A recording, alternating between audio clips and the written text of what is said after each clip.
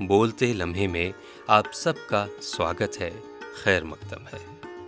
दोस्तों, मेरा नाम दानिश इकबाल है और आज जो कहानी मैं लेकर आया हूँ वो है मुंशी प्रेमचंद द्वारा रचित दक्षिण अफ्रीका में शेर का शिकार। एक मशहूर शिकारी ने एक शेर के शिकार का हाल लिखा है। आज हम उसकी कथा उसी की ज़बान से सुनाते हैं।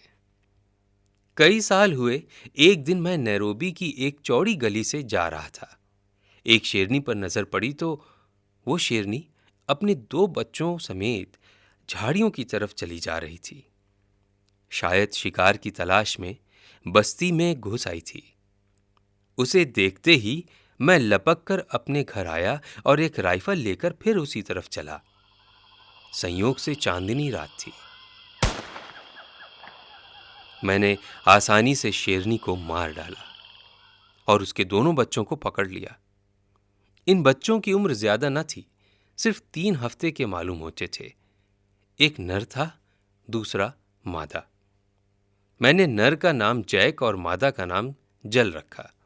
जैक तो जल्द बीमार होकर मर गया, जल बच रही। जल अपना नाम समझती और मेरी आवाज पहचानती थी। मैं जहां जाता वहां कुत्ते की तरह मेरे पीछे पीछे चलती। मेरे कमरे में फर्श पर लेटी रहती थी। अक्सर मेरे पैरों पर सो जाती और जागने के बाद अपने पंजे मेरे घुटनों पर रखकर बिल्ली की तरह मेरा सिर अपने चेहरे पर मलती। एक दिन चांदनी रात में जल को साथ लेकर सैर के लिए निकला। हम दोनों खुशी खुशी सड़क पर चले जा रहे थे और मैं बिल्कुल भूल गया था कि उस दिन होटल में नाच होने वाला है। संयोग देखिए कि मैं और जल उस वक्त होटल के पास पहुंचे जब कोई मेहमान सवारी की तलाश में बाहर खड़ा था। उसने जब देखा कि एक शेरनी सड़क के बीचों बीच चली आ रही है तो वो इतना घबराया कि बयां से बाहर है और सामने की तरफ बेतहाशा भागा। उसे भागते देखकर और भी 2-3 आदमी भागते हुए चले। जल ने समझा ये भी कोई खेल है, वो भी उनके पीछे पीछे दौड़ी।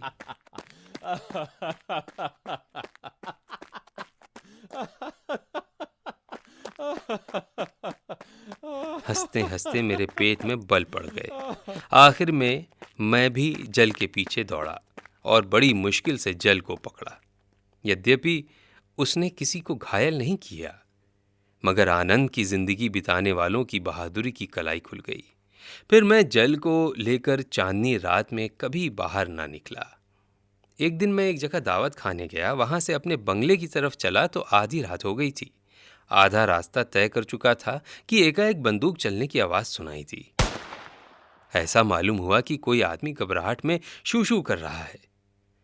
जरा और आगे बढ़ा तो देखा कि एक संतरी लालटेन के खंबे पर चढ़ा बदहवासी की हालत में शू शू कर रहा है।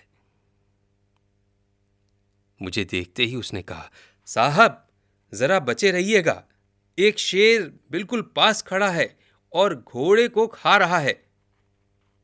मैंने इधर उधर निगाहें दौड़ाई तो 50 कदम के फासले पर एक शेर दिखाई दिया। वो सचमुच एक घोड़े को चट कर रहा था। संतरी के शोरगुल की उसे बिल्कुल परवाह न थी। मैंने संतरी को आवाज दी कि वो जहां है वहीं ठहरा रहे और मैं अकेले एक दोस्त के पास बंदूक लेने गया।